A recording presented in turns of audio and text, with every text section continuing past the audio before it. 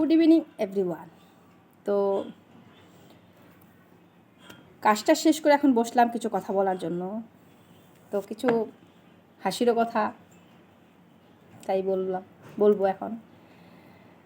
তো বলছি, অনেক সময় দেখবেন অনেকে দুঃখ শেয়ার করতে আসে আপনার কাছে, আমার কাছে, এরকম অনেকের নিজের দুঃখ শেয়ার করতে আসে, বা কখনো আমি নিজের দুঃখ কারোর কাছে শেয়ার করতে যাই, বা সুখের খবরই শেয়ার করতে যাই। তখন দেখবেন যদি আপনারটা বলতে গিয়ে আপনি বলতে চাইছেন আপনার দুঃখের ব্যাপারে বা সুখের ব্যাপারে আপনি কিছু বলবেন, শব্দ করে না লাডো, তো তখন দেখবেন যে কি হয়, হয়তো আপনি বলছেন, বলার মাঝখানে তার দুঃখ হোক বা সুখী হোক সেগুলো সম্পূর্ণ আপনার কাছে তুলে ধরে।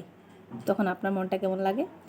তখন মনে হয় না যে আমি বলতে গেলাম আমার সুখের ব্যাপারে বা দুঃখের ব্যাপারে, সেখানে তারটাই এনে সব বলে দিল। তখন মনে হয় না আমি নিজেরটা কি বলবো, সেই তো সব কিছু বলে দিল।